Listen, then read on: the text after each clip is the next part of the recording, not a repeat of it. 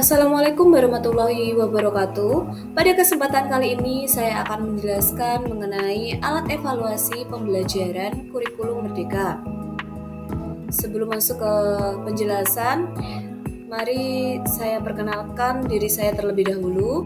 Perkenalkan, nama saya Siti Aisyah Al-Alim dengan NIM 12620521323 dari kelas PGMI 5D, di mana saya membuat video ini bertujuan untuk memenuhi salah satu tugas mata kuliah pembelajaran IPS MI atau SD dengan dosen pengampu yaitu Ibu Maftuka MPDI.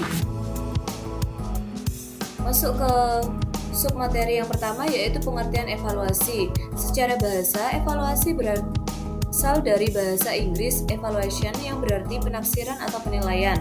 Lalu secara harfiah, evaluasi berarti proses penentuan nilai suatu hal atau objek berdasarkan referensi tertentu untuk mencapai tujuan tertentu.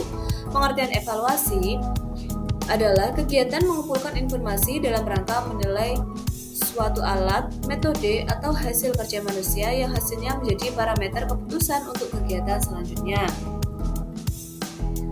Selanjutnya, ada pengertian alat evaluasi. Alat adalah sesuatu yang dapat digunakan untuk mempermudah seseorang dalam melaksanakan tugas atau mencapai tujuan secara lebih efektif dan efisien. Sedangkan evaluasi mengacu kepada tindakan atau proses untuk melihat apakah sesuatu tersebut ada nilainya.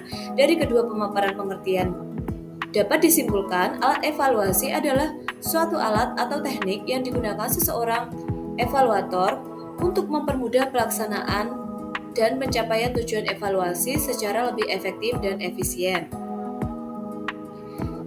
Berikutnya ada tujuan evaluasi pembelajaran.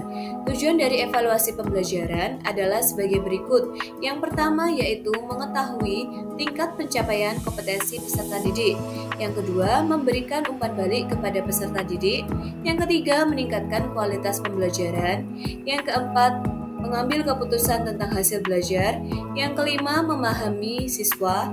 Dan yang keenam, memperbaiki dan mengembangkan program pembelajaran.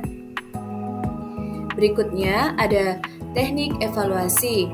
Teknik evaluasi dibagi menjadi dua, yaitu ada tes dan non-tes. Untuk tes sendiri adalah suatu teknik atau cara dalam rangka melaksanakan kegiatan evaluasi yang di dalamnya terdapat berbagai item atau serangkaian tugas yang harus dikerjakan atau dijawab oleh peserta didik. Kemudian pekerjaan dan jawaban itu menghasilkan nilai tentang perilaku peserta didik tersebut. Dalam kurikulum Merdeka, tes dibagi menjadi tiga, yaitu tes tertulis, tes lisan, dan perbuatan. Selanjutnya ada non-tes. Evaluasi non-tes adalah penilaian untuk mengetahui hasil belajar dari segi ranah sikap peserta didik tersebut dengan teknik penilaian non-tes, yaitu penilaian observasi atau pengamatan, penilaian kinerja, penilaian proyek, portofolio, dan skala sikap. Berikutnya ada fungsi evaluasi pembelajaran. Setelah mengetahui mengenai tujuan dari evaluasi pembelajaran, selanjutnya ada fungsi dari evaluasi pembelajaran. Di sini ada 4. Yang pertama, evaluasi berfungsi selektif.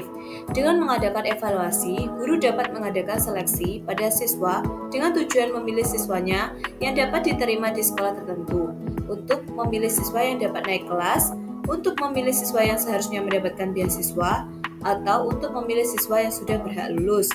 Yang kedua yaitu evaluasi berfungsi diagnostik, yang mana apabila alat yang digunakan dalam evaluasi cukup memenuhi persyaratan, maka dengan melihat hasilnya, guru akan mengetahui kelemahan siswa dan sebab-sebab kelemahan siswa. Yang ketiga, evaluasi berfungsi sebagai penempatan. Untuk dapat menentukan dengan pasti di kelompok mana seorang siswa harus ditempatkan, maka digunakanlah suatu kegiatan evaluasi.